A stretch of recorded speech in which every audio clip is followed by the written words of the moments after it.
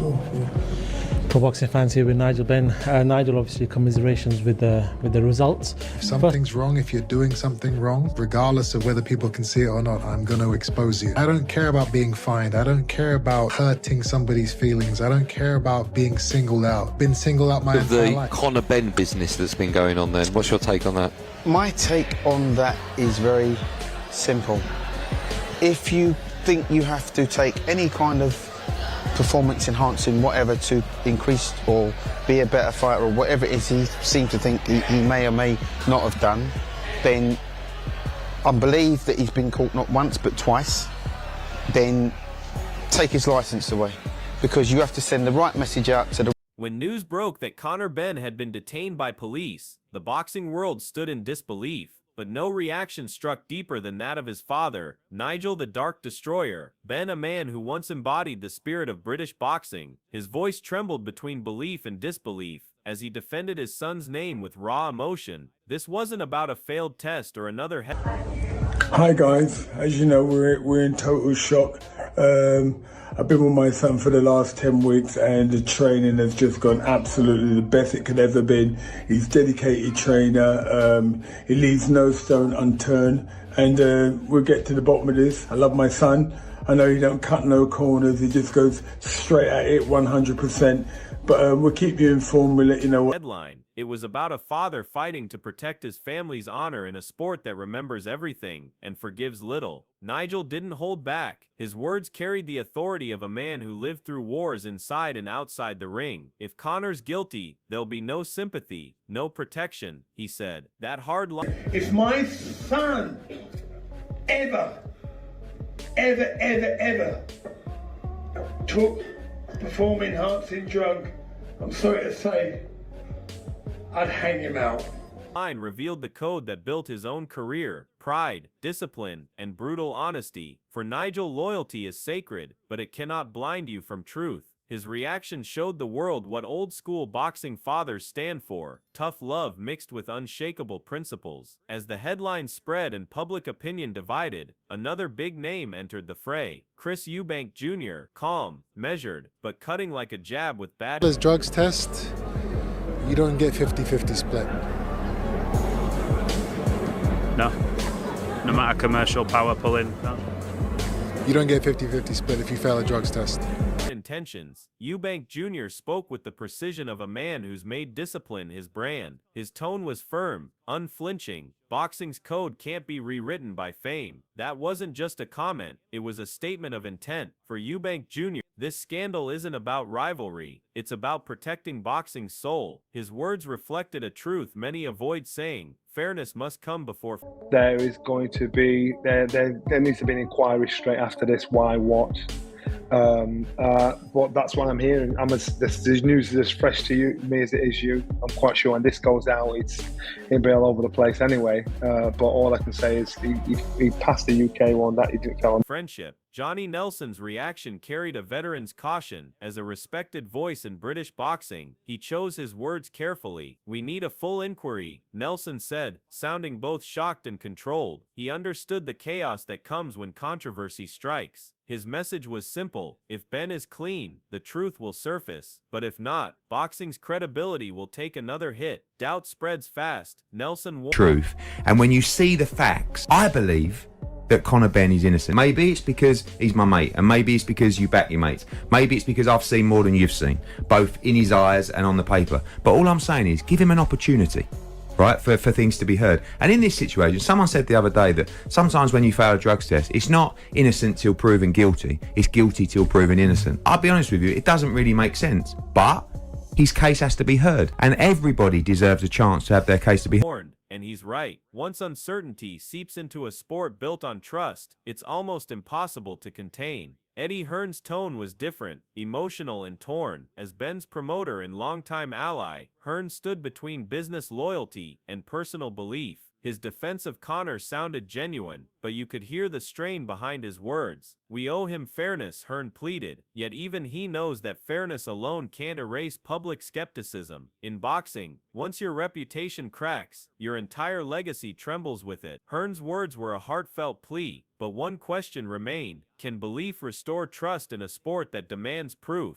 Then came Duke McKenzie, and his reaction landed like a left hook. It's done.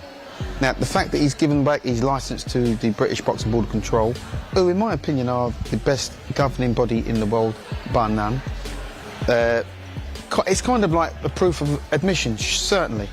And for him to do what he's done, you know, they're talking about contamination, right? So if you've done it once, then you got caught out, then you do it again. It can't be contamination, can it? Because he'd been caught twice for doing the same thing. So if it was me, take his licence away.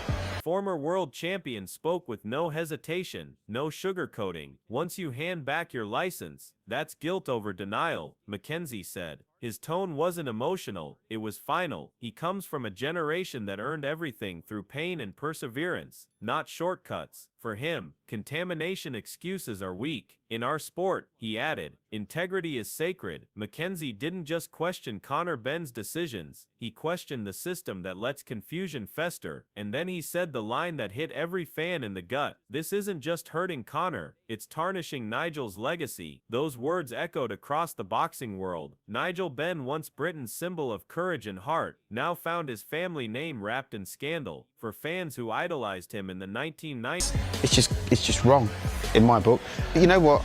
I also think that, you know, what he's done, it's like a slap in the face for his dad. it's painful to watch. In boxing, family names carry as much weight as titles, and when one falls, generations feel the shock. For the Benns, this fight isn't only about reputation, it's about defending decades of honor, built one punch at a time. Across the Atlantic, ESPN's Stephen A. Smith weighed in with trademark passion, loud, precise, and relentless. His commentary reflected fans' growing frustration. When a fighter steps into the ring with a cloud of doubt hanging over them, we're all being cheated, he declared. To Stephen A., this scandal isn't just about one boxer, it's about boxing's soul. Skill means nothing without integrity, he said. His words captured what fans everywhere were thinking. Boxing cannot survive if its truth is compromised. The sport sells heart and honor. He reminded individual who can get exposed by a boxer because every shot he throws, he's trying to make it a power shot. Reminded, once that's gone, everything else is illusion. Meanwhile, Spencer Oliver and Simon Jordan dropped the gloves in their response. No excuses, no redemption arcs, Jordan said bluntly. Oliver agreed, arguing that the only way to clean up boxing is through accountability, not leniency. One failed test isn't a mistake, it's a betrayal, Oliver stated. Their stance reflected the exhaustion of fans tired of scandals overshadowing skill. In a sport where fighters risk their lives, cheating isn't just wrong, it's unforgivable. For them, reputation in boxing is like glass. Once shattered, it never truly repairs. Amid all the outrage, Tony Bellew offered balance. A fighter's fighter, Bellew approached the... Yeah, listen, I've always been strong on that. I've always been strong on the fact that I don't believe in giving them a second chance. You're basically saying, no 3 strikes and you're out. No 3 strikes. 2 strikes and you're out. No. One, you fail a test and gone ski. Absolutely, because I just believe then that moving forward, people would think twice about doing it. If they think, well, you know what, I'll get a second chance anyway, you know, I might get... Chaos with empathy and reason. Pressure breaks men, he said quietly. I know what that feels like. Bellew didn't defend or condemn Benn. Instead, he focused on the mental toll. How can a fighter focus when his name's tied to controversy? He asked. His take was pragmatic. Until everything is resolved, no rematch should happen. This sport is built on respect. Bellew added, you earn the right to stand under those lights. His tone was less judgmental and more cautionary, a reminder that redemption only means something when trust is restored. Gareth A. Davies, one of Britain's most respected boxing journalists, added a deeper perspective. His reports outlined legal defense strategies, private negotiations, and behind-the-scenes maneuvering that painted a complex picture. This isn't about a failed test anymore, he said. It's become a full... If you're in Paddy's shoes, though, you know you've had 2 warnings. Yeah. You need to be careful, don't you? You do. Treading a fine line. You do, but it's not the head then that comes in. So he's on 1 final warning for the head,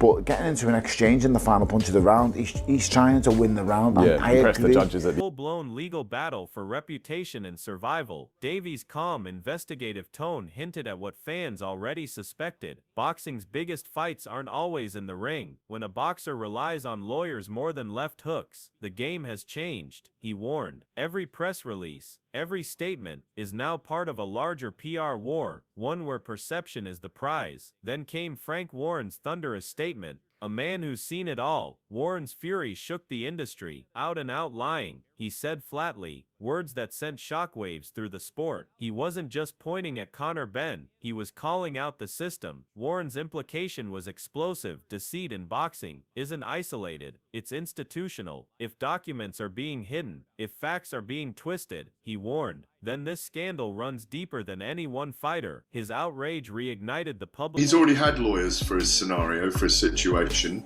They've represented him. I did read briefly earlier that he did have representation from a public's anger. To him, the sport's biggest battle isn't fought in gloves, it's fought in boardrooms, where politics and power often trump honesty. Now the storm surrounding Conor Benn has split boxing down the middle. Some fans see a young man trapped in a whirlwind of misunderstanding, desperate to clear his name. Others see a scandal that's done irreversible damage to the sport's integrity. The Benn family, once a symbol of British grit, now faces its hardest fight, one not measured in rounds, but in reputation. Meanwhile, Chris Eubank Jr. remains composed, a contrast to the chaos. His actions speak louder than any statement. His discipline, professionalism, and transparency have positioned him as boxing's moral compass amid uncertainty. For Eubank, this isn't just personal, it's a stand for what boxing should represent: fairness, respect, and self-control. If Benn and Eubank ever meet again, it won't just be another...